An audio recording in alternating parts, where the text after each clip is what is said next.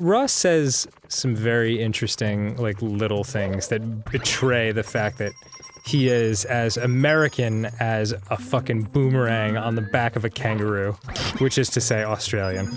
Yes. Well, he's like, hello, I'm Ross. Mr. Anderson, surprised to see me? Until he gets around another Australian, and then he's like, oh, crikey! Yeah. How you going? How you going, mate? How you going? How you going? Oh, I got that Vegemite all stuck in me peen.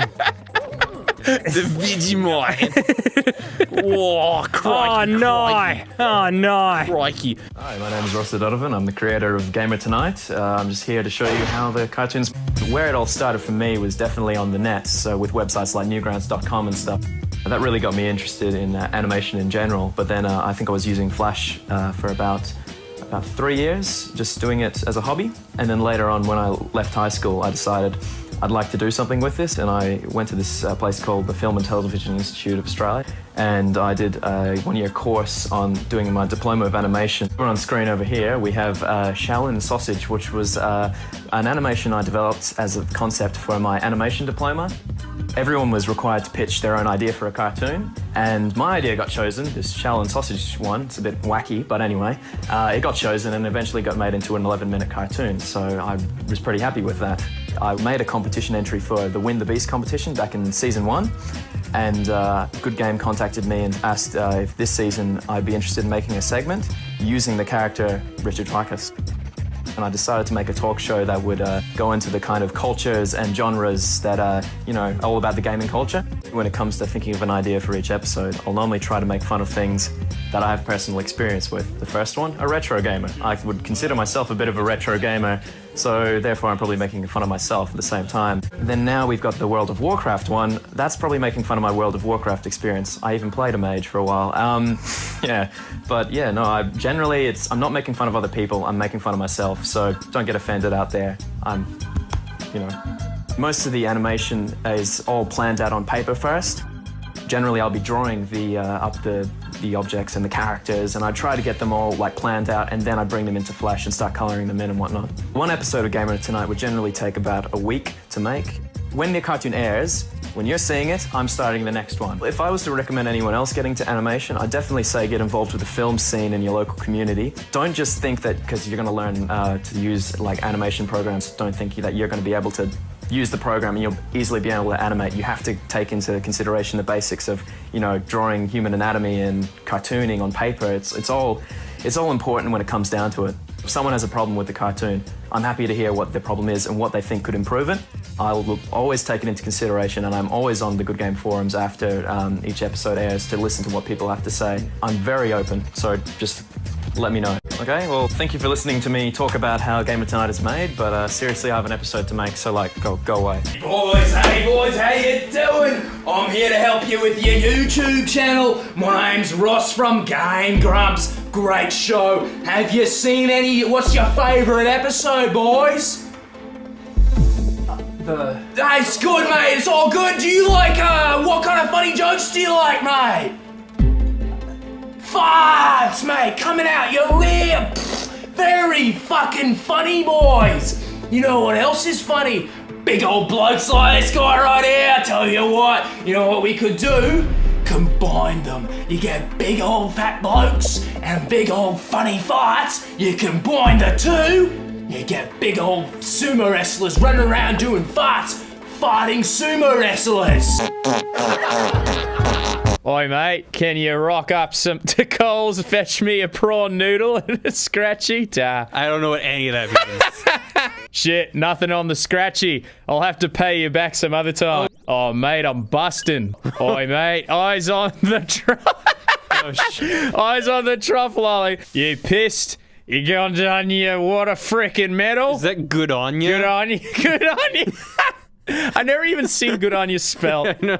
Good on you. Oi, I think she likes you. This fucking cunt again, eh? Fuck you. Yeah. You got him to fuck off with those, with some bands. Good on you. What the fuck does that mean? You're meeting her oldies, don't be a fuckwit. Oi, don't go dropping your guts in front of her mum. What does that mean? There's a dog farting. Ah, Piece of piss. Call it a day. Oh my god. have a laugh with this cunt to become mates. You got this dumb cunt to laugh just by acting like a dag. What's a dag? It's this thing that hangs off the back of a sheep's asshole. Hello, welcome back for a lovely day to play cricket. All right, Rita Repulsa, she sent down some putties. We're going to be playing some cricket against the putties. Welcome back to the MCG. I'm gonna hit it. We're going to play some cricket. I'm gonna hit as good as I can. Rob the ball. There's extra on the ball. I'm the best cricket player. I'm the best. You'll never beat me. I'll hit any ball that you throw at me. I'll hit any ball. Any ball I say. Throw that ball. Throw that ball. Lovely day for cricket. Sticky wicket. Give me the ball. Lovely day for... Give me the ball. Give me the ball. Throw the ball at me. Lovely day for cricket. I want the ball. Lovely day for the MCG. Lovely day. Lovely day for cricket. Throw the ball. Lovely day for cricket. Lovely day for cricket. Lovely day for cricket. Throw the ball. Lovely day for cricket. Get on me. Oh God. Lovely day for cricket. Couple bottle caps. To be sure. Where did the flights apart to turn? Where are the fish in the ocean? Listen to that music. You're right there. I'm from Irish, Ross. Are you having a stroke? My name's Ross O'Donovan. I come from Ireland. Aeroport. I am torn for potatoes.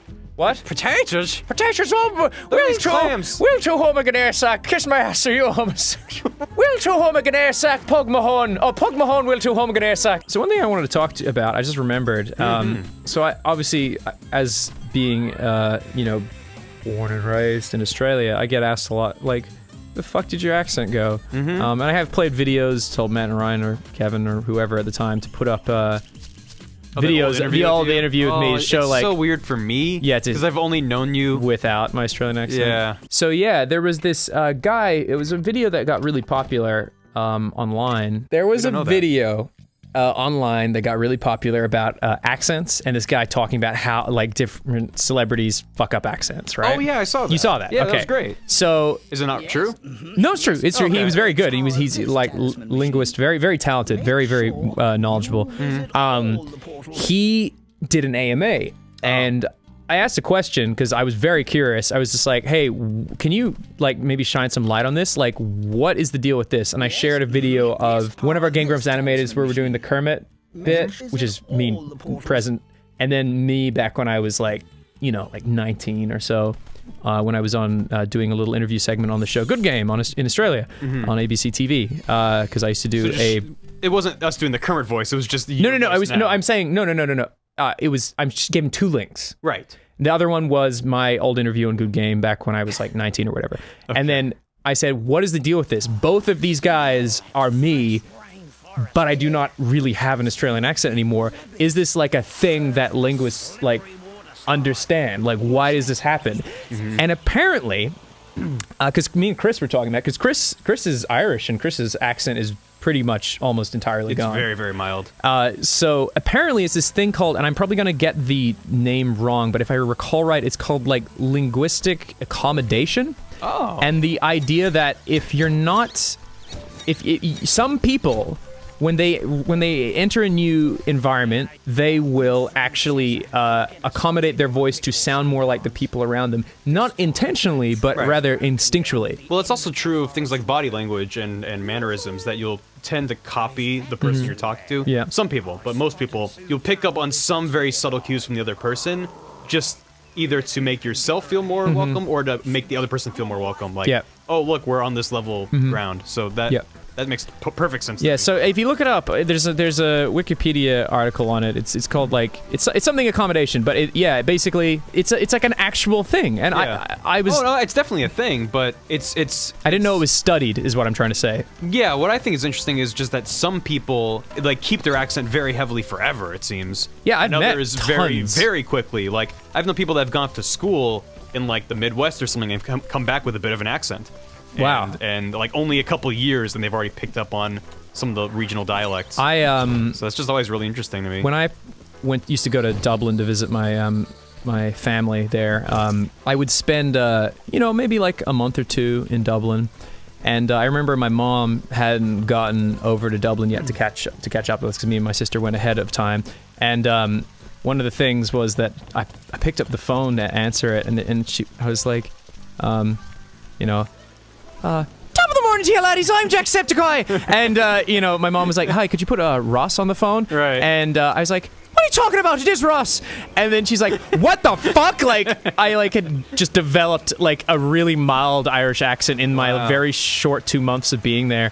Do you think maybe it's because you grew up in Australia with Irish parents, so you had That's very possible. you had like strong accents surrounding you? That's a very good point. So I mean, you kind of like shift very easily. you've met my parents. I have. So you. And they don't have very strong Irish accents. Well, either. my dad kind of does. He does. He does. More so than your mom. My but neither mom- of them have like, you know, top of the morning to you, laddie. No, my they did when they first came over. My mom, very, very much, I would say, if not intentionally, did kind of eventually have. She does have an Australian accent. Right. But it's like an Australian-Irish hybrid. Yeah, yeah. My you dad had, is like- more so the hybrid. My mom is closer to an actual Australian accent now. But when I was growing up, they still very much had their Irish accents. It's But gone would you now. say as a kid you had more of an Irish accent, Yeah, more of an Australian accent? some words I said room really weird, and kids would make fun of me for that. I couldn't say Mario properly. I said Mario or something. I can't even remember you're what one I of said. those kids. I know, but it was just like that was the voice of my sister. But the weird thing, my sister didn't have that. My sister completely sounds Australian.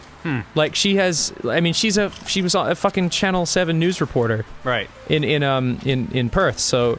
Rebecca Marsh, she was. You should probably see her on the TV there. If On you the telly? she's not there. She's not on the TV right now though because Do you she's. call it telly or TV? I've called it telly before. I don't mean I haven't called it telly in a long time. Oh yeah, because that's more of a not American thing. Yeah, well, so just like your parents were Irish, you were surrounded by Australians, and then you moved to America. So I feel like you just kind of have a hybrid of all of those, but it's like slanted more American because you've been here for a long time. People have been saying I do a good Jacksepticeye. I like to think that's probably because I grew up with Irish people. Like my dad was an Irish musician and a doctor, and my sister was an Irish dancer, and all my relatives are Irish. So like, so 1, 2, 3. You know, like it's weird, right? Like I don't consider I do consider myself Irish because genetically. I'm 100% Irish. It's your heritage. It's not necessarily your direct experience. Yeah, but I don't. But it's part of your very life and your little upbringing. experience with like Ireland full on. Right. Although I like it there. I had a good time there. Oh yeah, I've been to Ireland. It's gorgeous. Oh, that's right. You went to see Chris. We went to Wexford. Wexford. I don't know where that came from. Wexford. Yeah. Yeah, I mean, I've seen a couple episodes of Father Ted, so I think that makes. Oh, me I an love expert. Father Ted. I mean, it makes me an expert on Irish culture. Yeah, probably. That was an amazing experience. We were watching Father Ted in Chris's flat in Wexford, and Chris was introducing it to us with his roommate Niall. And Chris was introducing. I'd seen the IT crowd, and I'd heard of Father Ted, but I'd never seen it. And Chris was like, Father Ted is basically the like national show of Ireland. And I was like, yeah, that's true. That's funny, but like I'm sure he's exaggerating. We're watching it. His flat was on the second story above a street that had a lot of pedestrian traffic. There were a lot of bars and pubs down the street, and his street had some restaurants. People would get drunk and then go down to his street and like have some like late night grub. Wait, am I supposed to? And we'd be attack this watching thing? Father Ted with the windows open because it was summertime, and people down on the street below us would start yelling the lines back up to our apartment as we were watching the episode. Like they knew exactly what we were watching and what the lines were. Like everyone knew, and I was like, okay, he wasn't exaggerating. Everyone in Ireland has seen Father Ted. Okay. I mean, that's like, oh man, I'm trying to think what the Australian equivalent would be. I mean, we have Neighbours, but no one really likes Neighbours. And if you like Neighbours, I'm sorry you have shitty taste. There's something I was going to bring up hell. earlier, though, when you were talking about the AMA and the language guy. You specifically said that you showed him. Well, I actually, he didn't respond to me on the AMA. I tweeted at him, I was like, hey, could I get your insight on this? And then he responded on Twitter, and then he was like, Oh, okay. oh, actually, there's a comment about it in the AMA, like he said search for accommodation theory, and I was like, oh, okay, and that's how I found so it. Someone asked a similar question. Someone asked the exact same question, basically. I didn't see it. You specifically said that it was a Kermit clip of us. So I thought you were gonna be like, well, in clip A you can see I used to sound like this. No, and then clip B, I kind of sound like this. It was now. the one where it's a little bit interesting that now I sound like Kermit. No, I was more so talking about the one where I was calling Kermit pig fucking whatever. Oh yeah, was that somewhere over the murder? Because that cracks me the fuck up. What do you mean? Like when you were doing Kermit and you were like, I'm gonna murder you, I'm gonna murder you, and then you sing somewhere over the murder. And someone animated it, and it has the word "murder" arrive over the horizon, and I don't know why it cracks me up as much as it does. Huh. No, oh, for fuck's sake! Oh, That's bullshit. Yes, it is. Hold it! Just who you calling a judge here? Oh God! Next time on Steam Train. Your voice, or I will strike you down. Next time on. Dan, Next time on why don't you love me like you love Aaron? Ross, your voice. Need to give me a kiss. No. Next time on Steam Train. Next time on Steam Train. Get away from me.